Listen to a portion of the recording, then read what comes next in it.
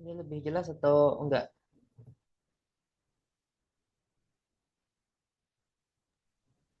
Terdengar, Pak, terdengar jelas.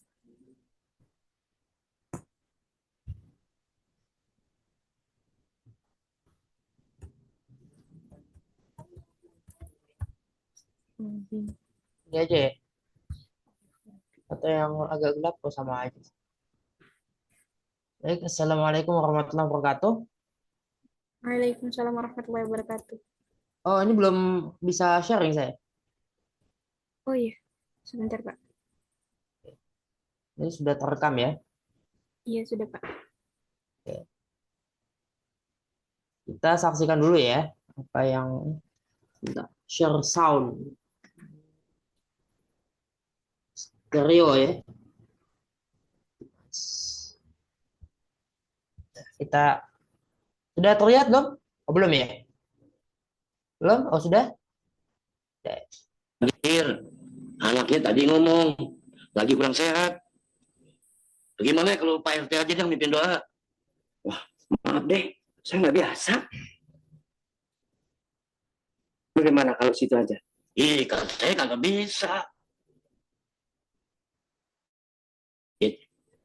Paman ente aja, dia kan orang Arab, pasti bisa. Iya, Amin. اقرأ الدعاء تفضل. أنا لا أستطيع أقرأ الدعاء يا سعيد لأنني لم أتوب إلى الله وأني أخاف إن دعائي لأن يتقبل الله. ما هذا؟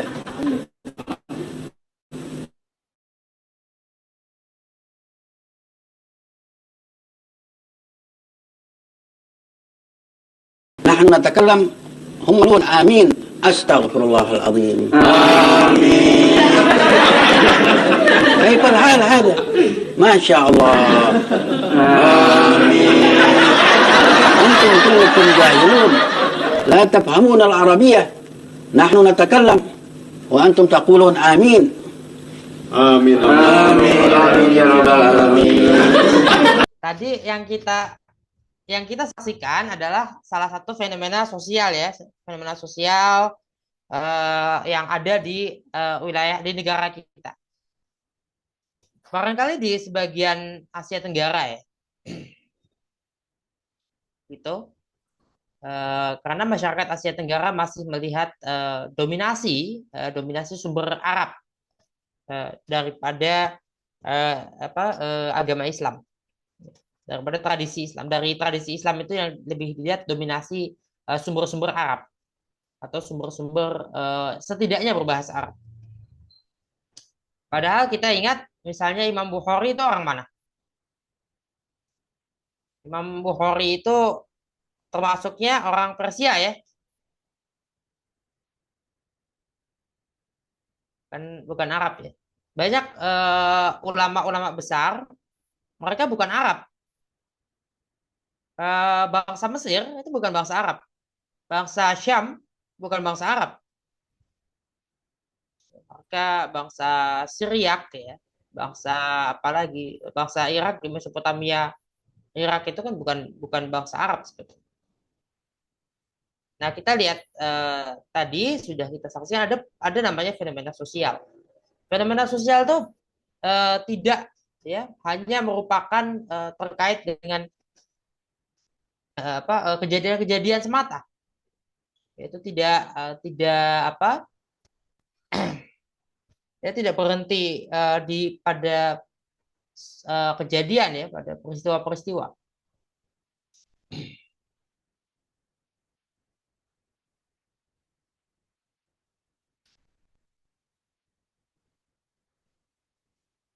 Ya. Ilmu sosial membutuhkan interpretasi karena bukan hanya fakta dan data melainkan juga makna, simbol, bahasa ya, nilai, tradisi, keyakinan dan macam-macam lagi ya. Kita tahu identitas itu ada karena ada simbol-simbol, ada lambang-lambang ya. Kita sudah tahu apa itu hermeneutika, tokoh-tokohnya, kemudian semiotika juga begitu, tokoh-tokohnya. Jadi fokusnya berbeda ya. Fokus hermeneutika itu memahami makna, sedangkan semiotika itu menganalisis tanda. Pertanyaan hermeneutika adalah tentang maknanya apa? Itu pertanyaan hermeneutika. Yang dicari adalah maknanya apa? Makna dari suatu eh, fenomena sosial ini apa? Ini menandakan apa? Pemahaman yang ditekankan adalah pemahaman. Kita ingin memahami fenomena sosial. Ada proses interpretasi. Jadi realitas, nah ini Habermasian ya. Realitas itu dibentuk. Realitas itu dikonstruksi. Ada konstruksi realitas.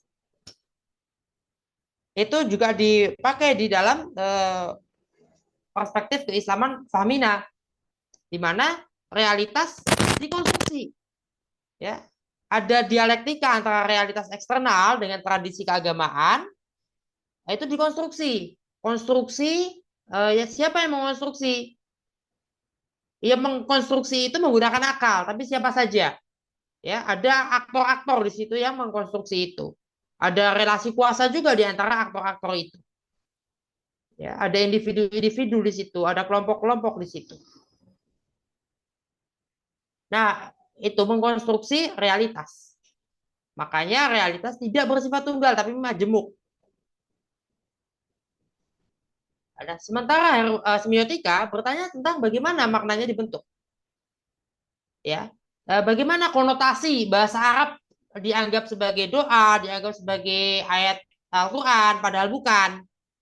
Ya, sampai ada sandal di foto sandal itu tulisannya Shimal Yamin, gitu kan? Yang satu tulisannya Shimal, yang satu tulisannya Yamin. Dikiranya dari Al-Quran. Nah, atau yang sempat ramai juga, sempat ramai ya, lagunya Nancy Ajram. Bahkan Nancy Ajram ini sudah pernah konser di Indonesia ya, sudah pernah konser di Indonesia. Disangka Nancy Ajram itu menyanyikan kayak qosidah, kayak apa salawat. Padahal Nancy Ajram itu seorang penganut Katolik Maronit, orang Lebanon, ya. Dan memang itu lagu-lagunya lagu-lagu percintaan, lagu-lagu asmara, ya, yang memuja-muja tubuh perempuan maupun pengalaman-pengalaman bercinta, ya, sehingga nggak ada hubungannya sama religi. Ya. Nah itu bagaimana konotasi itu tercipta? Itu ditanya oleh semiotika. Ya, seperti itu contohnya. Nah, kita akan mencoba nanti teman-teman sudah mempersiapkan apa pertanyaan hermeneutikanya, apa pertanyaan semiotikanya dari video tadi. Yang video dari serial Bajai Bajuri. Ini saya harap tidak perlu minta izin ya sama pihak rumah produksi karena ini kan sudah sangat terkenal ya. Tapi kalau misalnya diminta untuk harus izin dulu berarti saya coba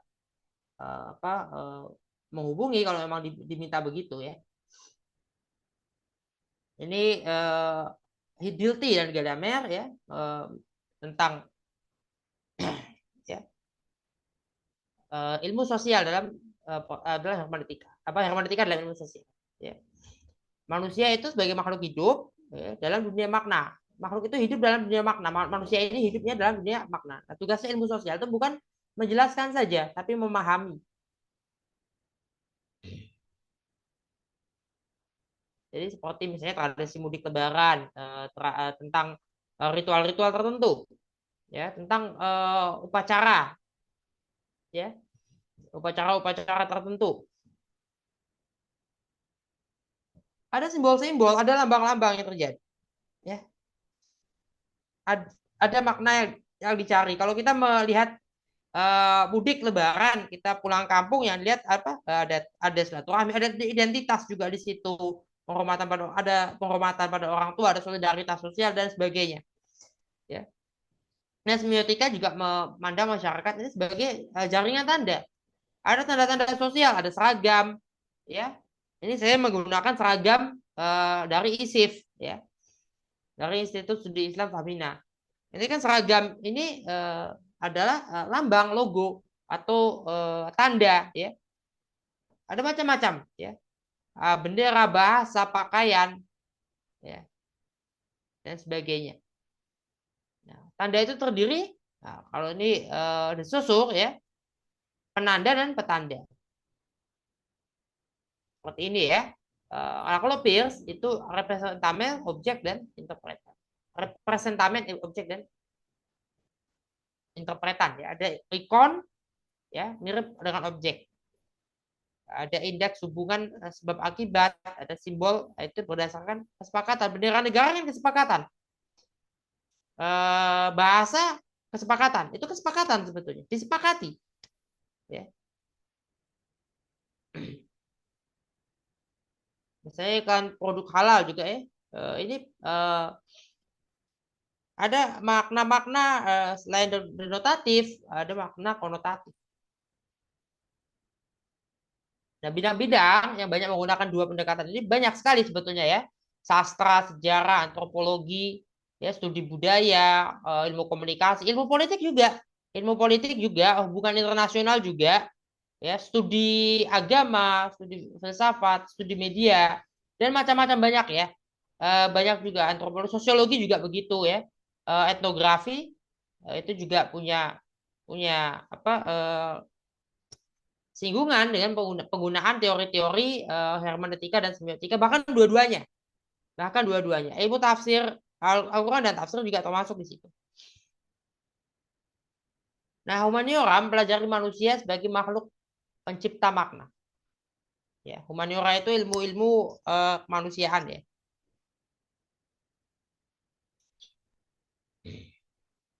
Dirasatul Insaniyah. Kalau dilihat di fakultas di UIN Jakarta, fakultas adab dan humaniora itu adab ini sastra dan dirasat al-insaniyah, studi manusia atau hermeneutika. Ini pertanyaan hermeneutika dan pertanyaan semiotika. Ada pertanyaan hermeneutika dan pertanyaan semiotika yang bisa dipakai untuk satu fenomena. Tadi saya minta teman-teman untuk membuat ya merumuskan apa pertanyaan hermeneutikanya dan apa pertanyaan semiotikanya dari apa yang video tadi ya. Oke. Coba silakan, apakah ada teman-teman yang sudah siap untuk menyampaikan pertanyaan hermeneutika dan pertanyaan semiotikanya? Ada yang sudah siap dengan pertanyaannya?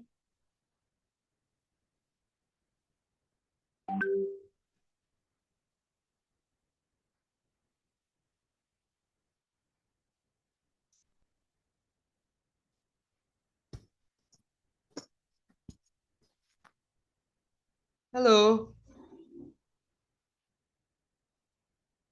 Sudah siap?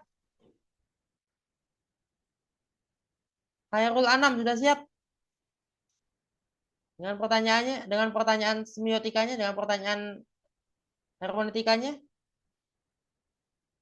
Ahmad Ustadi? Punten Pak dosen, saya lagi ada keperluan jagain istri lagi sakit. Ini punten pandangannya Pak dosen. Ya, oke. Silakan yang mau menyampaikan kalau sudah punya rumusan pertanyaan hermeneutika dan semiotika, silakan. Sudah siap?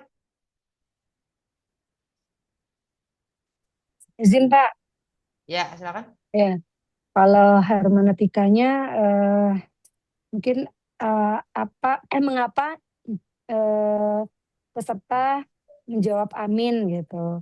Karena menggunakan bahasa Arab. Ini seperti itu ya Pak. Apakah seperti itu Pak kira-kira?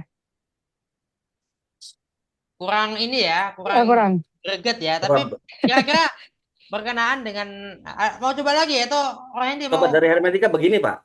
Ya. Saya salah catat begini, bagaimana proses penafsiran para hadirin terhadap ucapan Paman Said yang sebenarnya tidak bisa memimpin doa, namun diucapkan dalam bahasa Arab yang tidak mereka pahami. Apa yang membuat mereka menganggap itu adalah doa yang sah dan pantas diaminkan? Oke. Kedua, Itu ah secara ini Pak hermeneutika Pak. oke. Yang kedua, masih secara hermeneutika, apakah makna yang dimaksud oleh Paman Said sama dengan makna yang diterima oleh para hadirin? Di manakah letak perbedaan pemahaman tersebut muncul? Yang Ya. ketiga, bagaimana kebiasaan, budaya, dan kepercayaan masyarakat terhadap bahasa Arab mempengaruhi cara bekerja, memahami ucapan tersebut, meskipun tidak mengerti isinya. Yang Ini keempat, bagaimana, gimana Pak? bagus bagus terus, terus. Masih ada lagi. Yang keempat, masih secara hermeneutika ya Pak.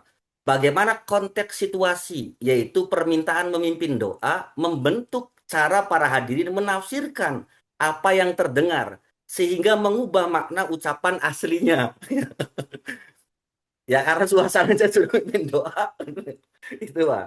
Itu dari sisi hermeneutik pertanyaannya Pak. Lalu dari sisi semiotik, karena ilmu tentang tanda dan lambang ya Pak. Maka yang pertama pertanyaan dari sisi semiotika, apa saja unsur tanda yang ada di situ? Bahasa Arab itu sendiri satu. Dua, peran Paman Said sebagai orang yang dianggap mengerti. Yang ketiga, serta situasi ibadah, karena saat itu kan disuruh memimpin doa. Bagaimana tanda-tanda ini saling bekerja? Bagaimana tanda-tanda ini saling bekerja sama sehingga menimbulkan makna baru? Yang kedua, mengapa bahasa Arab berfungsi sebagai tanda yang melambangkan ucapan yang benar dan pantas diaminkan, meskipun isinya sama sekali tidak dipahami? Yang ketiga, bagaimana reaksi hadirin mengaminkan berkali-kali menjadi tanda balasan yang menguatkan makna yang mereka bayangkan, bukan makna asli yang diucapkan, tapi makna yang dibayangkan saja. Yang keempat, apakah ada perbedaan antara makna tanda secara harfiah dan makna tanda secara budaya yang dipakai dalam adegan tersebut? Mungkin itu, Pak. Oke, sebetulnya itu sejumlah pertanyaan, ada pertanyaan-pertanyaan ujian ya, lebih lebih jadi pertanyaan ujian daripada jadi pertanyaan misalnya pertanyaan penelitian ya. Ya nggak apa-apa, pertanyaan ujian dulu yang di nggak apa. Tapi kalau pertanyaan penelitian itu pastinya akan atau masalah penelitian itu dalam penelitian pastinya akan lebih mendalam lagi dari situ. Ya. Eh, Antara lain misalnya ketika kita bicara tentang kepemimpinan non Muslim, ya ayatnya gimana dalam surat Al-Maidah itu? Dan janganlah kalian mengambil pemimpin-pemimpin di luar kalanganmu. Nah itu ayat itu kan kemudian dimaknai bagaimana, ya maknaannya. Nah, itu satu hal yang perlu ya untuk itu nanti ketika itu dimaknai gimana penggunaannya, gimana penggunaannya. Kemudian juga berkaitan dengan ya ini penting. Coba bayangkan kalau kalau kita melihat misalnya eh, kita melihat mengetahui seorang wali kota New York tuh, ya Zohran Mamdani itu dia seorang Islamis atau seorang sosialis.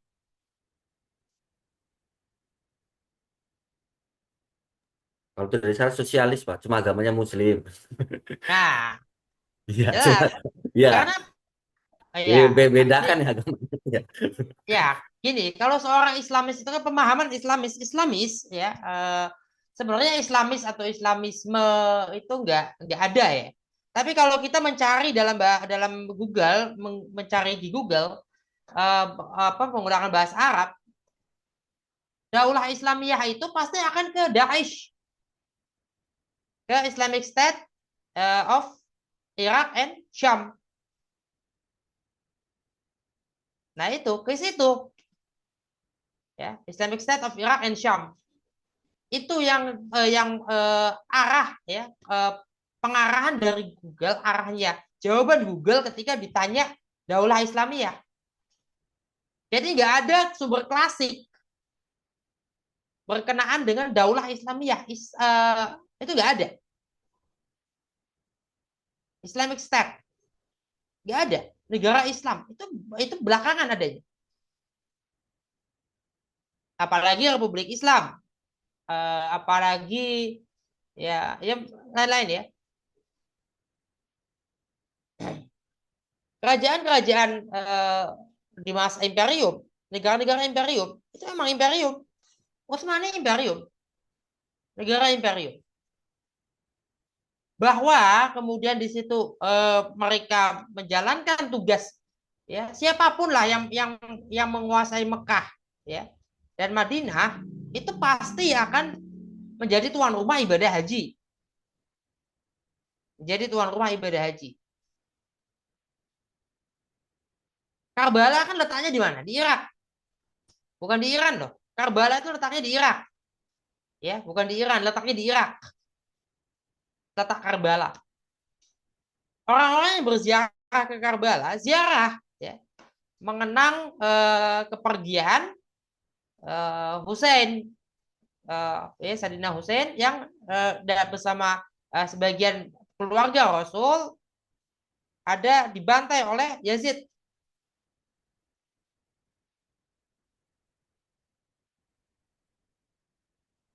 Dan ketika itu masyarakat dunia global memang masyarakat imperium menerima negara-negara itu imperium.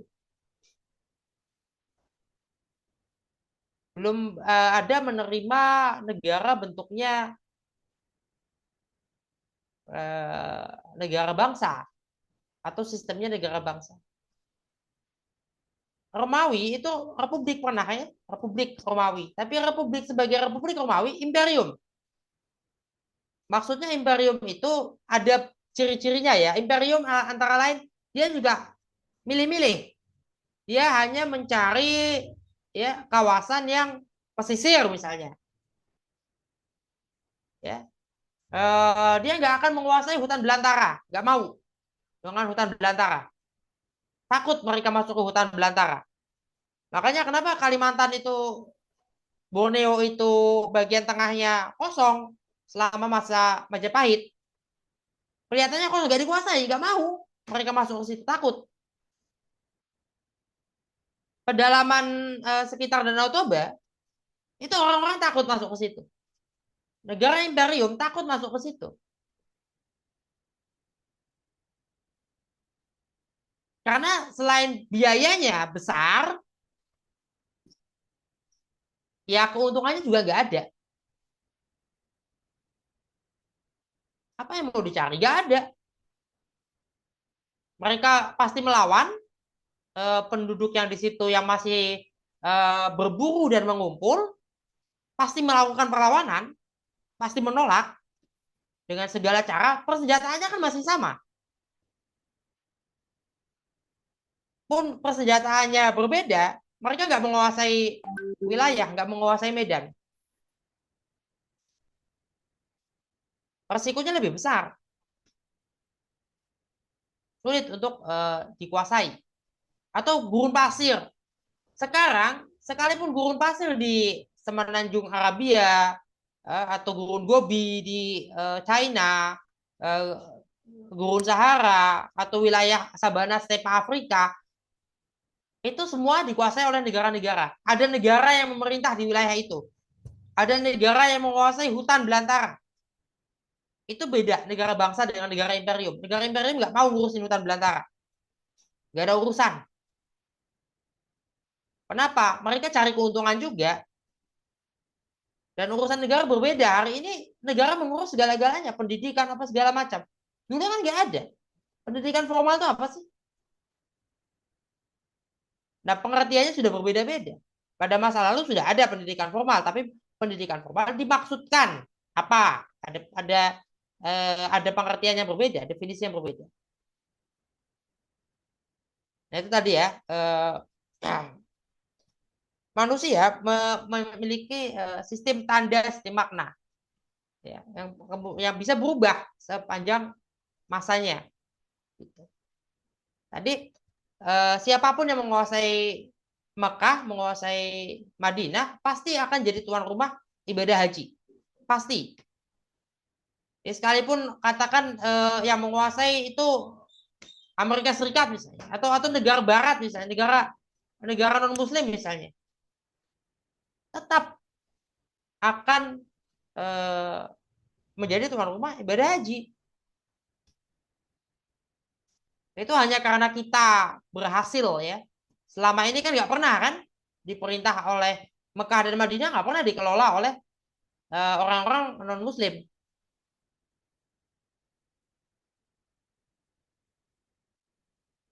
Ada faktor kebetulan dan faktor ya daya tawar umat Islam di situ.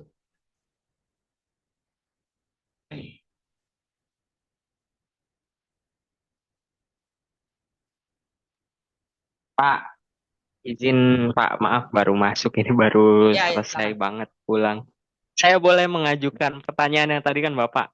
Saya Ya. agak tergelitik juga itu Pak. Hmm. Itu jadi saya tuh punya cerita lucu itu Pak.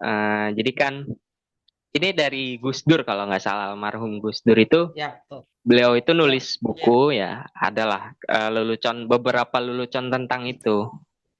Jadi ada ini santri ini apa namanya? Ya kesayangan kiai juga gitu.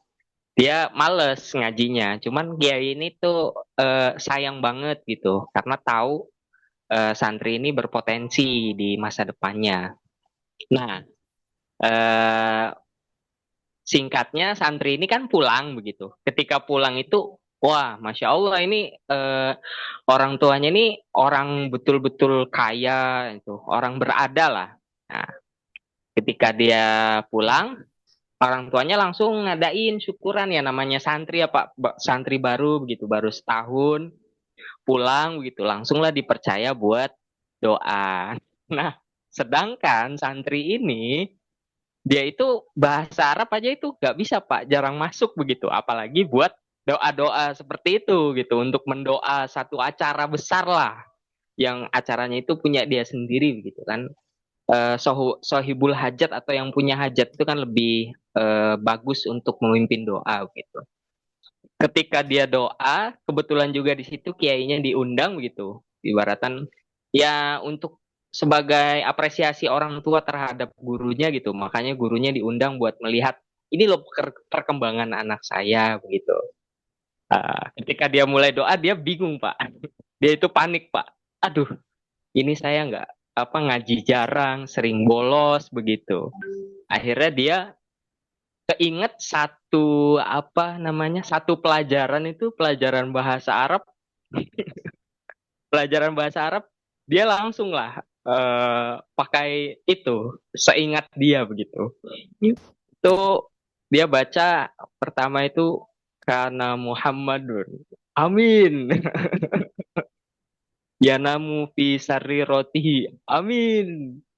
Terus karena kanu ya firruna. Terus amin. Terus alhar, amin. Jadi tuh Pak, kalau diartikan itu Pak, kalau tadi kan masih mending ya, itu kan percakapan ya. Kalau ini lebih parah Pak. Itu artinya kan ada itu Muhammad gitu. Amin kan diaminkan oleh warga. Terus dia tidur di kasurnya, amin. Terus tiba-tiba berlarian warga gitu, amin. Terus warga itu berteriak kebakaran, kebakaran, amin. Itu Pak diamini dengan khusyuk oleh warga-warga desa yang awam begitu ya Pak. Terus kiainya ini senyum-senyum langsung masuk ke kamar mandi lah. Di situ ketawa lepas ya. Besoknya pas anak ini kembali langsung diceramahin Pak. Ini kamu itu berdoa itu mentang-mentang orang pahamnya Arab itu adalah satu doa gitu. Makanya dia pakai bahasa Arab.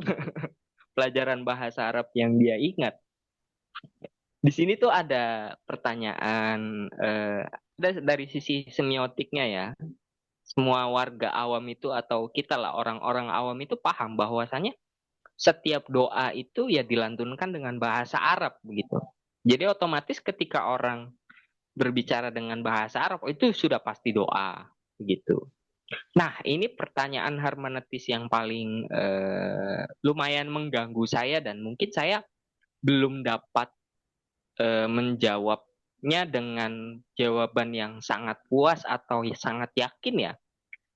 Antara doa dengan bahasa Arab dan doa dengan bahasa Indonesia atau doa dengan bahasa Arab yang dimana itu diajarkan oleh Nabi begitu.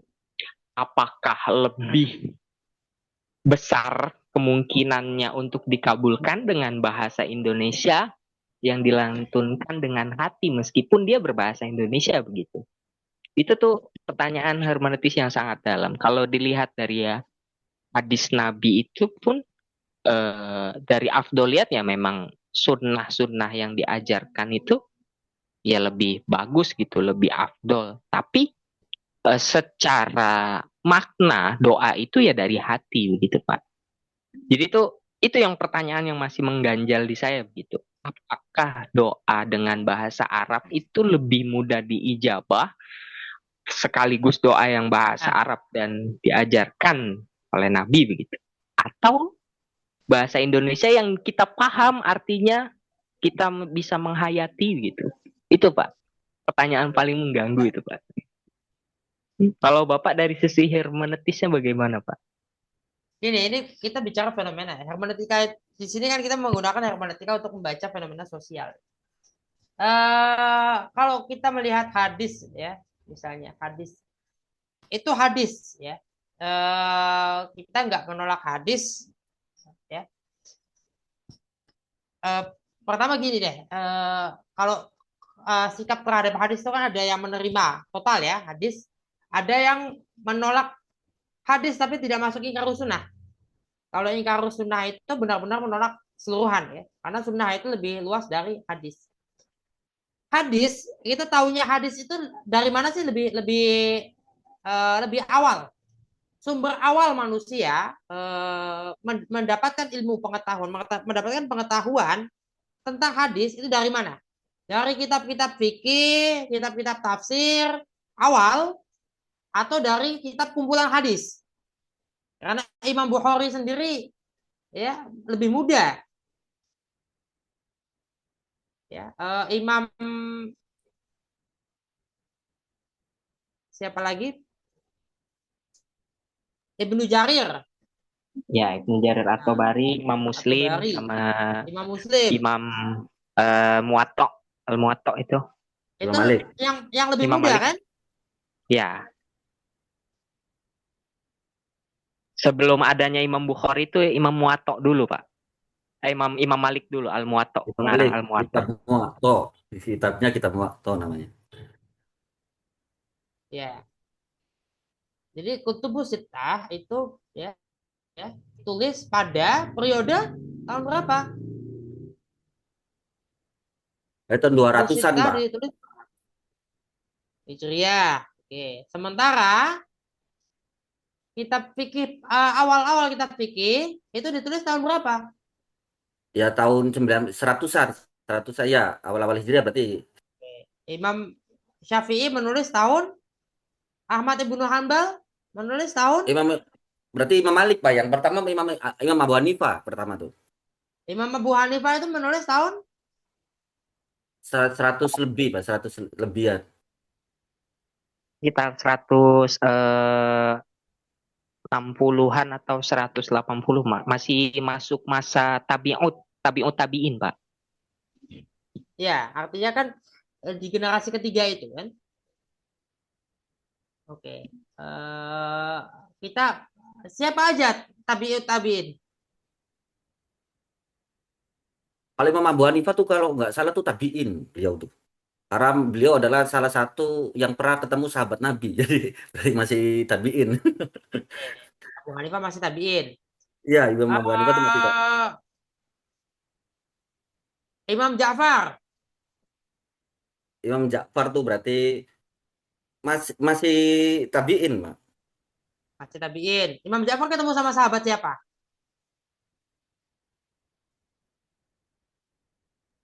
Abu Hurairah. Masih Abu Hurairah. Masih masih sempat ketemu Abu Hurairah sama yang mempertahankan. Ini sekaligus klarifikasi ya dari pihak Sunni.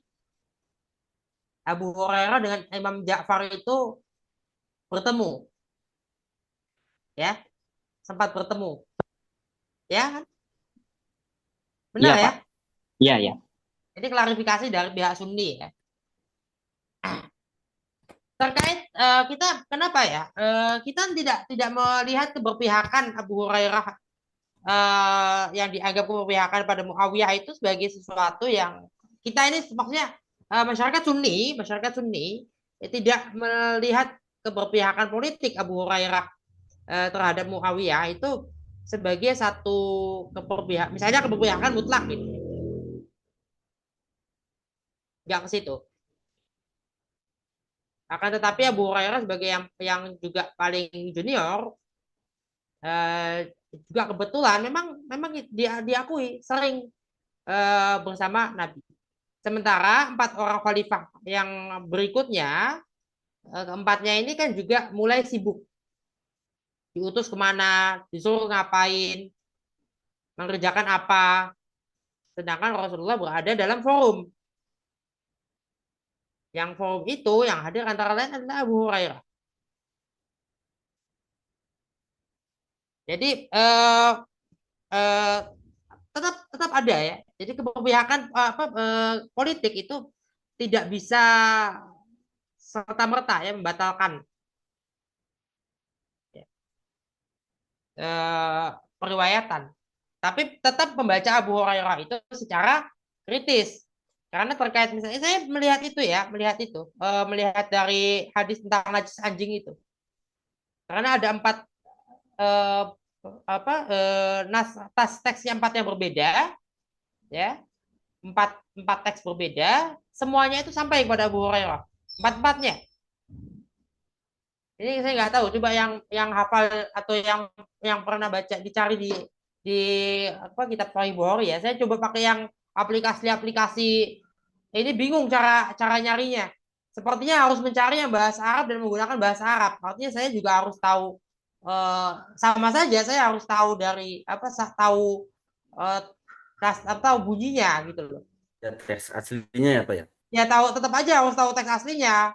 Iya, Jadi iya. percuma karena saya nggak tahu sama sekali. Jadi harus melihat dari asli aktualnya ada nomor ya, ada nomor-nomor. Nanti coba dicari di teks asli yang punya terjemah Sahih Bukhari ya, maupun Sahih Muslim. Nah itu.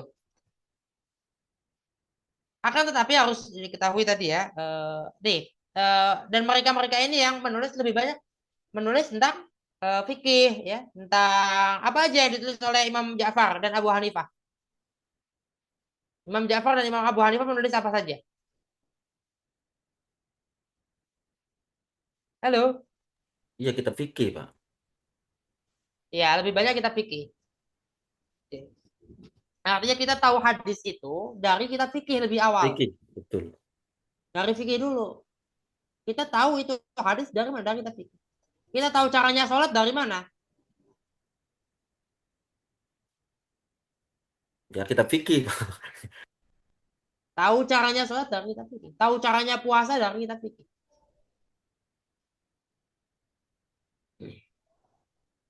Dan seterusnya. Maka itu ada uh, perkembangan dan perkembangan terus. Fikih berkembang. Hadis baru ditulis setelah ya. Setelah itu bukan tabi'ut tabi'in ya. Imam Bukhari bukan tabi'ut tabi'in. Masuk nggak dalam tabi'ut tabi'in? Halo,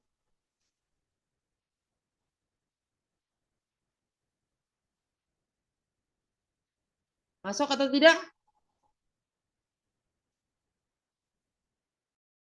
Oke.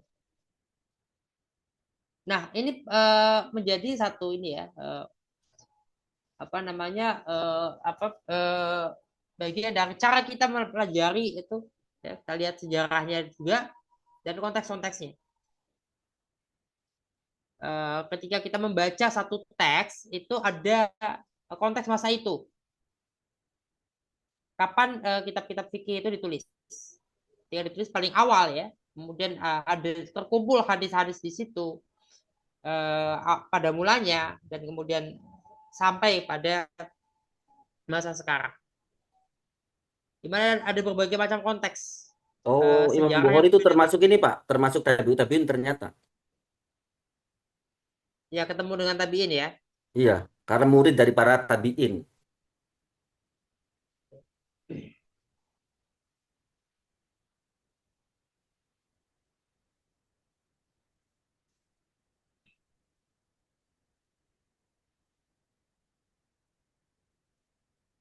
Kalau kita nonton videonya Buya Syakur yang terkait salah satunya ya, mungkin ada lebih dari satu video ya ceramahnya Buya Syakur yang ada di antaranya mengkritik Sahih Bukhari ya.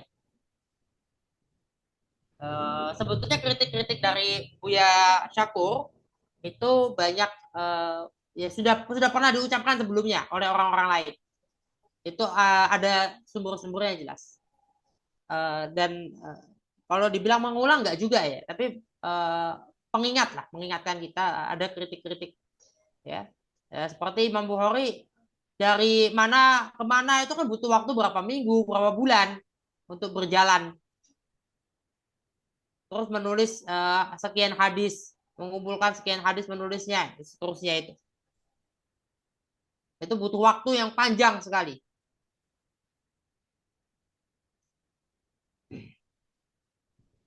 Tapi gini, maksud saya satu hal penting bahwa itu sebagian saja dari kritik itu. Kita tidak yang menurut saya prinsip saya adalah tidak suuzon sama para sahabat ya, para sahabat Rasul. Tidak suuzon. Sekalipun ada pertentangan politik. Karena pertentangan politik itu juga tidak apa ya, tidak ya pada akhirnya toh umat Islam itu tetap ada, tetap agama Islam tetap berlangsung hingga saat ini. Ya, sekarang yang mengaku sebagai Muslim itu sekitar 2 miliar ya. Sekarang 1,6 kalau nggak salah. 1,6 ya, 1,6 miliar. Ya artinya kan sudah cukup banyak ya. Dan ini hasil dari beliau-beliau itu para sahabat, para tabiin. Ya, dan memang sampai dengan 12 imam Syiah tidak satu pun yang Syiah dan tidak satu pun yang Sunni karena belum ada Sunni juga. Sunni itu kan berarti apa? Sudah selesai ya peristiwa mihnat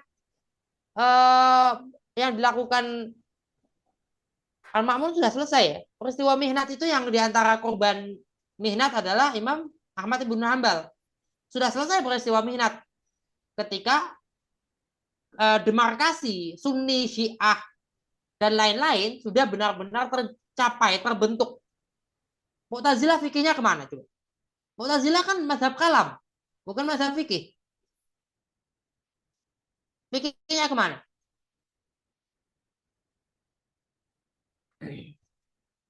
Orang-orang yang tahu, yang pernah ketemu dengan Profesor Harun Nasution, fikihnya Mu'tazilah kemana? Karena kalau beliau benar mengaku sebagai mazhab kalamnya Harun Nasution adalah Mu'tazilah, mazhab kalamnya, mazhab fikihnya kemana? Tahu nggak?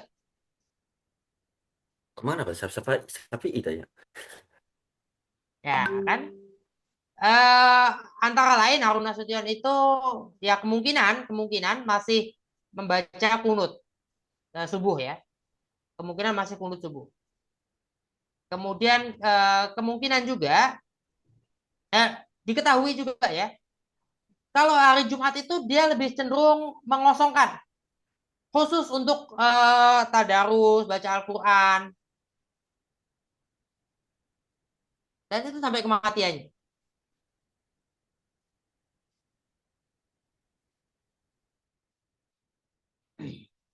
Di antara yang berdebat dengan Harun Nasution itu ya tokoh-tokoh Ciputat juga, tokoh-tokoh besar. Sesama orang-orang yang ada di intelektual, orang-orang Ciputat ya, UMJ, UIN Jakarta ya.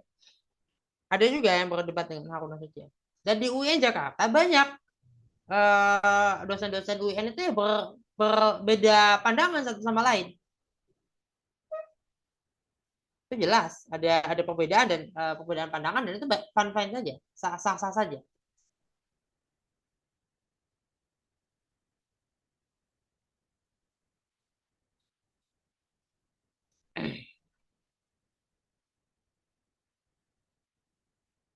Itu jelas ada ini ya. Kemudian apa lagi? Ada lagi? Di jam 7.11.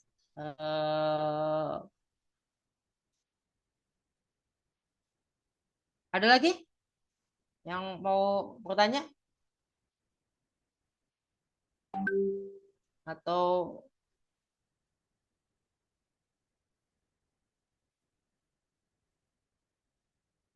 terkait ini ya, pemahaman kalau kita lihat video tadi, pemahamannya terjadi karena apa? Karena ada dominasi. Sebetulnya ada faktor politik juga ya.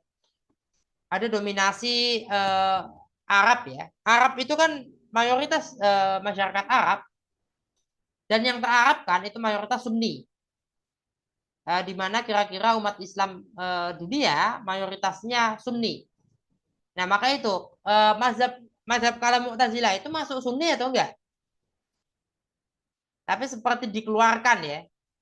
Seperti dikeluarkan. Padahal mazhab fikihnya apa? Kalau Sunni itu jelas mazhab kalamnya apa-apa, mazhab mazhab fikihnya apa-apa sudah jelas. Itu proses konsolidasi yang panjang. Dan kira-kira mazhab itu baru selesai kalau Masehinya tahun 800-an, 900-an. Atau bisa juga menjelang perang salib. Itu sudah tahun 1000-an, sudah Abbasiyah, sudah pertengahan. Dinasti Abbasiyah itu kan dibagi 3 ya, berbeda dengan dinasti Umayyah yang hanya dibagi 2, dan 2 itu yang satunya di Cordoba. Beda dengan dinasti Umayyah, dinasti Abbasiyah itu dibagi 3 periode. Karena setelah Baghdad ada periode-periode tertentu ya. Kemudian Baghdad dihancurkan oleh Mongol, kemudian perang salib itu kan masih di situ.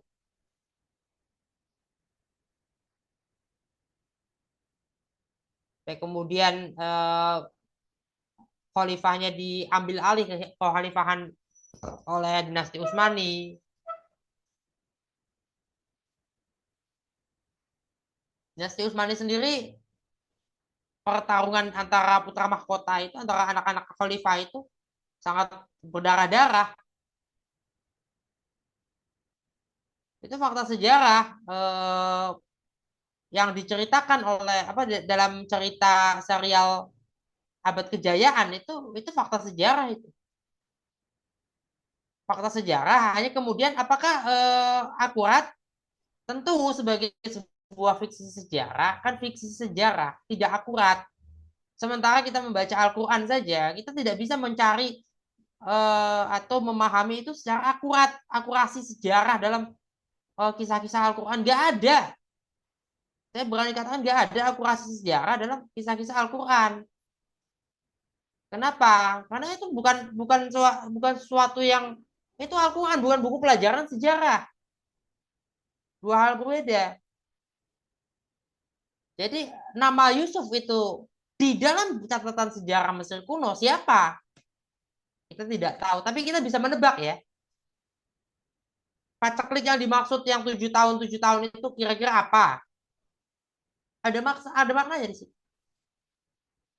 pemahaman bahwa banjir Nabi Nuh itu berkenaan dengan akhir dari zaman es.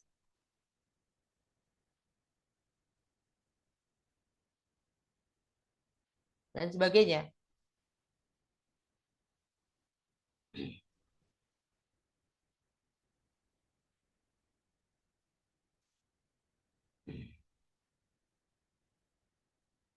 Itu yang apa bagian ya dari maknaan. Nah, bangsa Arab ini dominan di Indonesia. Sebelumnya memang perlu diakui Islam datang ke Indonesia bukan satu jalur, bukan satu sumber. Persia datang, ya sumber Persia ada, sumber India ada, sumber Tiongkok ada, sumber China, sumber Arab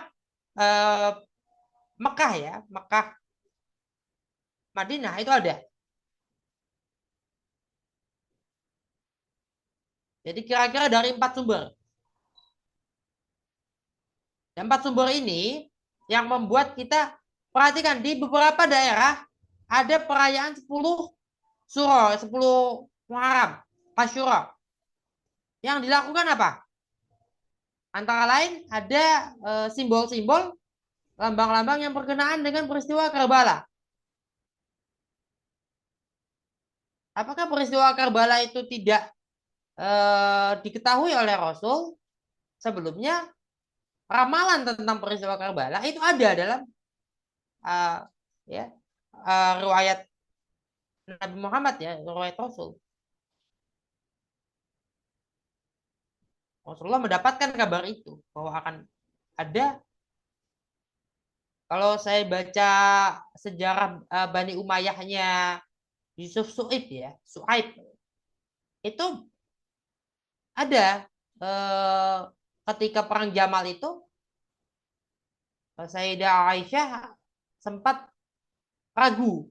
Kenapa di satu daerah, satu titik, ketika melewati titik itu tiba-tiba terlihat ada anjing yang menggonggong segitu banyak Anjing ya. hitam yang menggonggong itu ya Pak ya? Itu kan kemudian tuh ini di mana? Aisyah Di sini. baru menyadari posisi saya salah ini. Posisinya salah. Iya. Posisinya salah.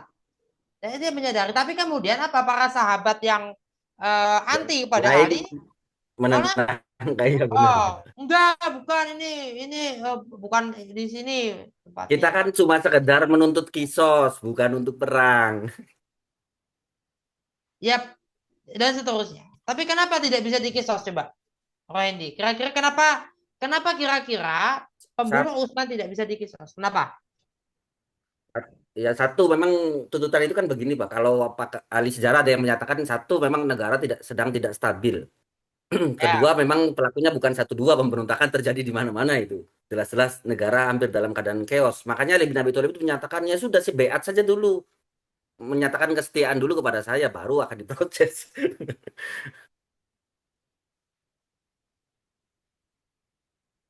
Ya makanya dalam hukum tertentu memang kadang begitu Pak. Ya so di zaman Umar bin Khattab juga kan pernah meniadakan terkait tentang hukum had ya potong tangan karena terjadi paceklik. iya kan? Iya Jadi iya. yang dilakukan Ali adalah sama dong dengan yang dilakukan Umar. Iya.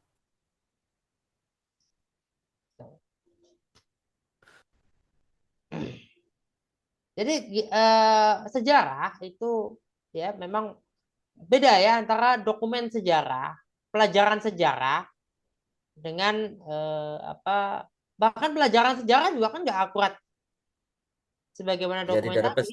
repetisi maksudnya. Pertama belum ada lah foto-foto Iya saat iya iya. perang Badar gitu, perang Uhud kan belum ada. Perang Dunia 1 dan 2 sudah ada, tapi kan tidak seperti sekarang. Sekarang bisa siaran langsung. Iya iya. Siaran langsung dari medan perang. Ayo. Ya itu. Kemudian mukjizat juga. Mukjizat itu ada penjelasan-penjelasan ilmiah. Ya, penjelasan-penjelasan ilmiah. Dan kenapa sejumlah penjelasan ilmiah itu bisa diterima dan bisa tidak? Padahal dia sudah ilmiah. agama itu benar karena dia bisa divalidasi. Divalidasi berarti apa? Dia bisa dibuktikan salah. Kan ya. Kalau nggak bisa dibuktikan salah, dia nggak valid. Karena nggak ada yang salah berarti nggak ada yang, ya dong. Kalau Iya, nggak ada iya. yang salah, nggak ada yang benar Iya, dong. iya. Nggak ada yang meleset sedikit itu misalnya. Masa berarti nggak ada yang tepat. Iya, kalau nggak ada yang meleset, jangan-jangan nggak meleset semua. Jangan-jangan meleset semua. Karena gini, kalau Iya, nggak ada yang meleset, jangan-jangan tidak pernah masuk, tidak pernah diarahkan ke sasaran. iya, betul. Kayak kita memanah atau menembak ya, shooting ya kan, targetnya Iya, di iya. situ. Tapi kalau targetnya nggak ada apa-apa, nggak ada bekas apa-apa kan, berarti jangan-jangan nggak nembak. Iya. Tidak ditembak berarti targetnya. Ya, sederhana itu. Nah, ya, itu kan ada ada apa? Nah, kalau kita lihat misalnya ramalan zodiak, ramalan Shio, ya, apa ramalan-ramalan itu rasanya benar semua kan? Iya, betul, betul. Karena secara psikologis begitu, Pak. Ya karena Jadi, itu ramalan iya, astrologi benar-benar, Pak. itu Kan dibuktikan itu oleh ini, Pak, salah satu penantang ahli sulap dunia tuh, James Randi itu. Jadi seluruh ramalan itu diacak-acak, orangnya merasa, iya betul, seluruh ramalannya betul, walaupun diacak. Ternyata secara psikologis kita akan mencari kecocokan itu. Misal rezeki seret, sebetulnya, asmara bermasalah. Ya, oh iyalah, sebenarnya gini kayak rezeki seret misalnya, itu dari mana? Psikologi kita mencari kecocokan. psikologisnya akan mencocok logis, akan mencocokkan terus. Oh iya ya, oh, ternyata 2 hari yang lalu bener ya. Selalu begitu. Itu sama seperti yang kejadian apa 9/11 ya, September 11 Ya, itu 9/11 ya. 11 September ada dalam surat At-Taubah ya kalau nggak salah ya. Dalam surat At-Taubah peristiwa apa 11 September dalam surat At-Taubah ayat berapa itu? Kalau nggak salah surat At-Taubah ya. Iya ya, Itu kan 9/11 itu surat 9 ayat 11. surat 9 ayat 11. Nyarinya itu. Sama Pak, nanti tsunami jam 7 sekian, surat 7 ayat sekian, ya cocok logis aja dong. Ya artinya kan cocok logi. Ya. Iya, Corona betul. yang pakainya kaf jadi nyari di buku iko kof kan beda jauh.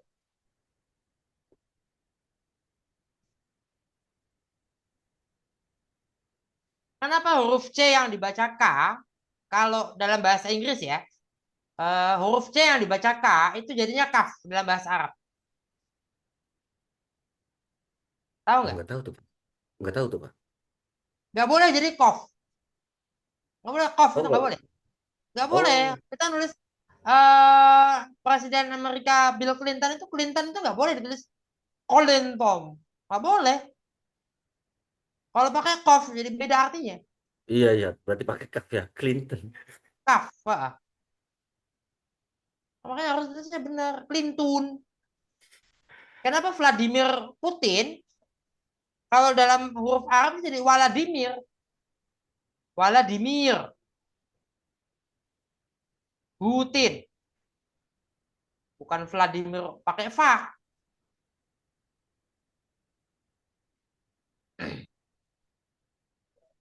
Itu ada pedoman di situ. Dan kesepakatan. Pedoman itu dari mana? Dari kesepakatan. Maka saya termasuk yang ngotot. Kalau nulis marga saya ini, nulis marga saya pakai huruf Arab, itu nggak bisa. Tok itu nggak bisa. Nggak bisa ada tok itu. Huruf tok. Nanti kalau tok, ketika ditransliterasikan, karena ini kan sebetulnya marga, ini kan tulisannya bukan dari Latin. Dari aksara dari surat Mandailing, dari aksara Mandailing. Seperti apa tulisannya dalam aksara Mandailing? Itu yang ditransliterasikan ke bahasa Arab, ke huruf Arab. Bukan dari Latin ke huruf Arab. Karena kalau dari Latin ke huruf Arab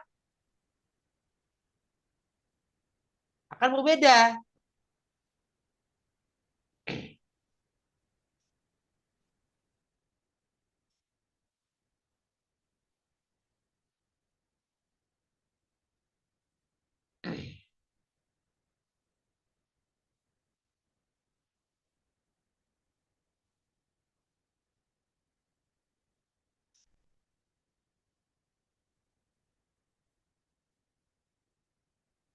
Nah, itu ada pedoman-pedoman. Nah, pedoman-pedoman itu dari mana? Kesepakatan sebetulnya. Konotasi itu kan dari kesepakatan. Dan bagaimana terbentuknya konotasi?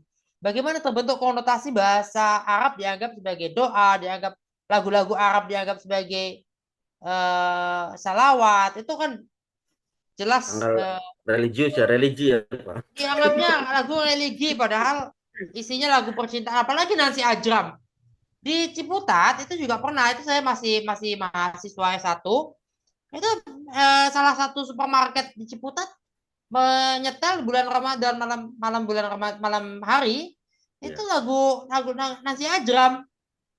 Loh, ini kan lagu-lagu percintaan gitu. Oh ya. Tapi kayak kemudian udah nggak lagi ya. Saya perhatikan sudah nggak lagi dilakukan.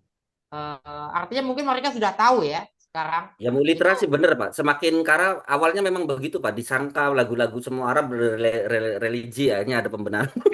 Mulai begitu Pak. Mulai ya. Diperbaiki. Iya, diperbaiki bener Pak. Ya, karena itu, makanya diperbaiki.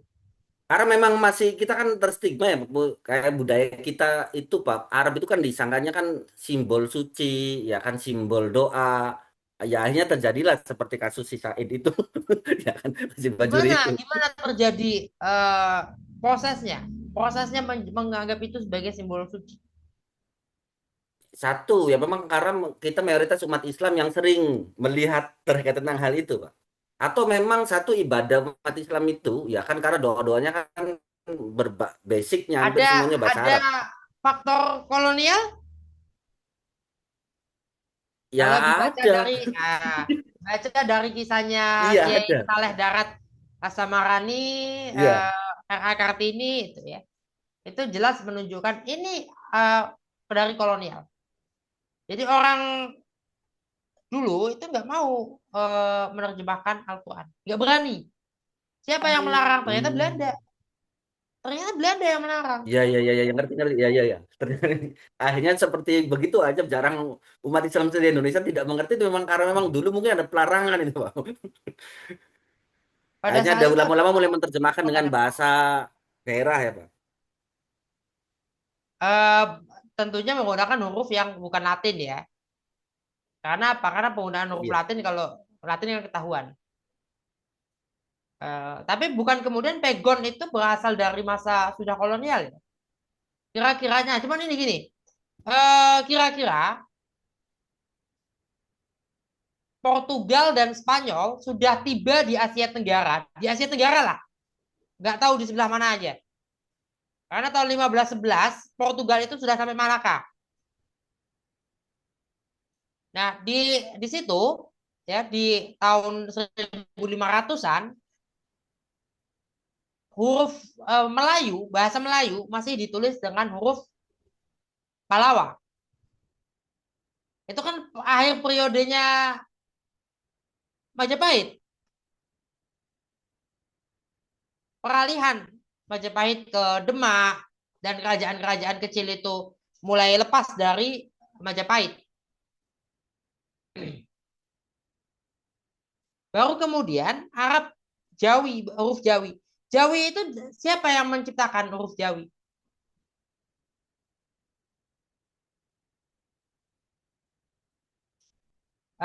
Kapan mulai dipakai? Nah, mulai dipakainya huruf Jawi itu ketika Wali Songo sudah mulai akhir-akhir. Ya. Wali Songo itu sudah mulai di akhir-akhirnya Wali Songo. Ya, artinya sudah Portugal dan Spanyol sudah ada di Asia Tenggara. Huruf Arab tapi bahasanya bahasa lokal di Asia Tenggara baru mulai dipakai di sejumlah daerah. Ada berbagai macam dialek, berbagai macam model ya, jenisnya beda-beda. Pegon itu bahasa Jawa, bahasa Sunda, kemudian Jawi ya, bahasa Melayu. Ada juga di tempat-tempat lain menggunakan huruf Arab. Di wilayah Indonesia, di Hindia Belanda, penggunaan itu dihapus total. Tapi di Malaysia, di Brunei itu masih dipakai. Di Singapura sama, dihapus total, nggak ada, nggak dipakai. Kemudian di Timur ya, Timor Leste sama juga tidak dipakai sama sekali. Di Filipina sudah tidak dipakai lagi sama sekali, tapi mereka sudah menggantikan gini, bahasa itu huruf Arabnya sudah dianggap sebagai huruf lokal.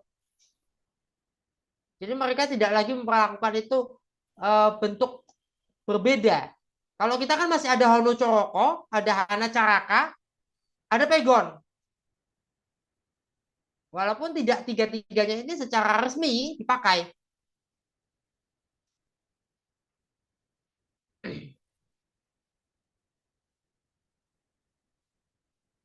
Itu faktor-faktor penjajahan, faktor kolonial.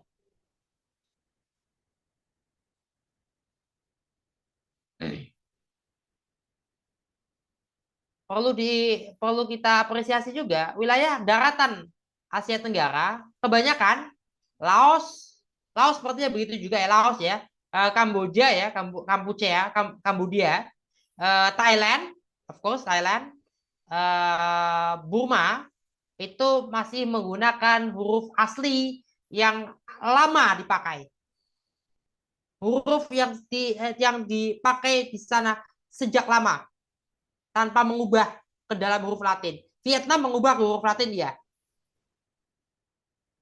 Indonesia mengubah ke huruf Latin. Kebanyakan dari kita tidak bisa huruf daerah lokal. Siapa yang masih bisa baca Pegon? Yang jago banget baca Pegon siapa? Yang jago banget Hono Coroko siapa? Di sini. Nggak tahu tuh, nggak ada ya. Oh, itu rokok. Oh iya itu.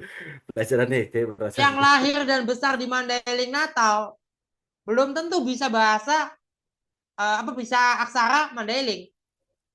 Bahasanya bisa, tapi ketika disuruh menulis menggunakan aksaranya, nggak bisa. Dan di Jakarta, dan banyak perantau dari Sumatera itu kalau sudah di Jakarta, sudah di luar lah ya, sudah di luar dari di luar dari Sumatera, itu sudah udah nggak ada lagi tulang, pauda itu udah nggak ada lagi. Adik dari bapak apa? Om.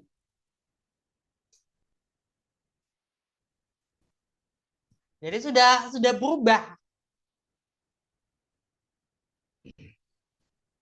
ininya sudah berubah lagi tuturnya sudah berubah.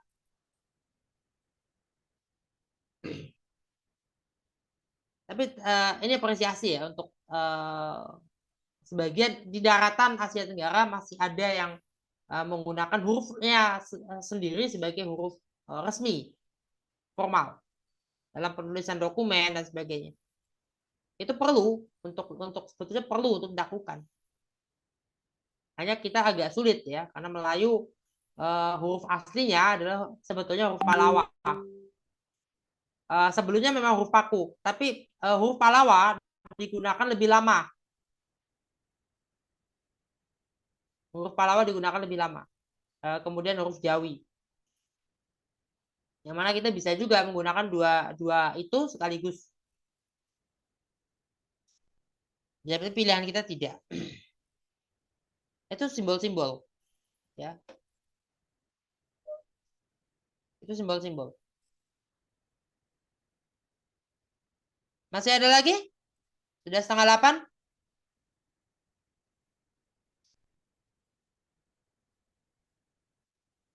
Masih ada lagi? Gimana? Silakan teman-teman, ada pertanyaan tidak?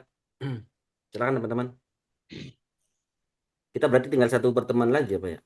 Ya, besok ya. Tadi sudah praktik lagi ya. Kemarin masih praktik apa? Sudah mulai praktik 3 kali ya, sama yang besok juga kemungkinan praktik lagi. Hmm. Karena, Dengan praktek foto karena di nanti pada Purwodoro. UAS-nya juga ini ya, UAS-nya juga lebih ke praktis ya. Tapi belum dapat ya soalnya ya. Oh belum Pak, belum. Kayaknya Belum ya. ya itu aja Ini yang UAS mau diawasi ya, mau pakai Zoom ya. kurang tahu tuh Pak. Nanti saya coba tanya lagi sama adminnya.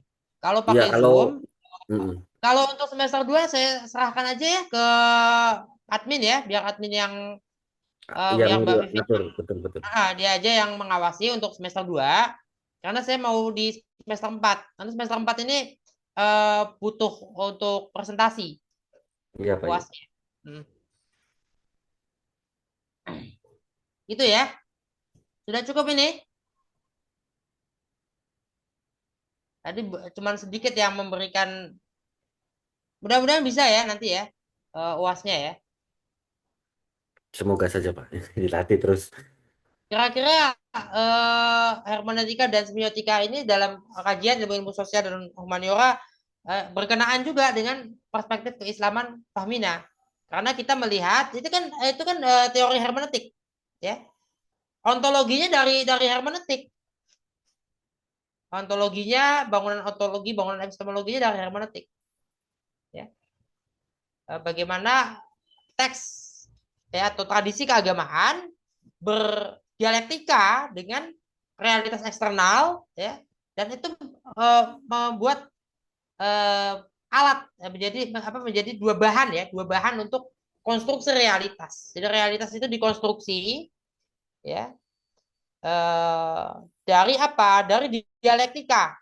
Ada dialektika antara tradisi keagamaan dengan realitas eksternal. Dialektika itu dikonstruksi ya oleh siapa? Oleh kelompok-kelompok ya, kelompok-kelompok sosial yang ada ya. Kemudian oleh relasi kuasa dan individu-individu yang ada di dalam itu, di dalam kelompok-kelompok itu. Jadi seorang muslim di Indonesia, seorang muslim Jawa misalnya, seorang muslim Jawa punya realitas berbeda dengan muslim Batak misalnya. Saya ketemu dengan teman-teman mahasiswa Sumatera Utara, itu ketika ketemu kadang-kadang mereka juga menyampaikan kayak wayang misalnya, menolak wayang.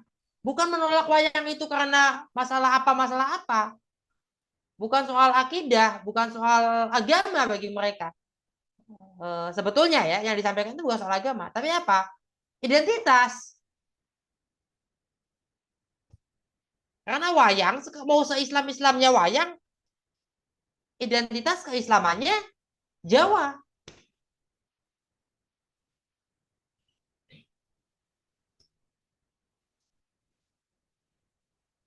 Teman saya yang orang Surabaya pernah saya konfrontir ya soal ini ada semiotikanya. Kita seolah memisahkan Jakarta dari Jawa ya. Kan dia orang Surabaya tuh teman saya tuh. Saya konfrontir dengan terkait itu, memisahkan Jakarta itu kan bagian dari Pulau Jawa. Orang Jakartanya dulu yang duluan seperti itu. Orang Jawanya yang duluan itu maksudnya apa? Karena Jakarta lebih metropolitan, lebih megapolitan sekarang dan lebih mengglobal. Di Jakarta mayoritas anak lahir di rumah berbahasa Indonesia. Di daerah-daerah lain mayoritas anak lahir berbahasa apa? Berbahasa daerah. Daerahnya sendiri. Iya, daerah masing-masing ya. Kalau Jakarta iya bahasa Indonesia. Ya. Nah, ini kan menjadi pembeda. Bahkan kalau kita di terminal-terminal itu nggak tahu sekarang ya. Kadang ditanya Jawanya mana, padahal mau ke Sumatera. Ya seperti itu. Menjadikan ada macam-macam ya konotasi-konotasi. Demikian ya, sudah cukup 7.40. Kita tutup. Ya baik, kita tutup aja ya. Besok terakhir dan menjelang UAS, semoga bisa mengerjakan soalnya dan Amin. mungkin diawasinya langsung oleh admin untuk semester 2. Terima kasih. Wassalamualaikum warahmatullahi wabarakatuh. Waalaikumsalam warahmatullahi wabarakatuh.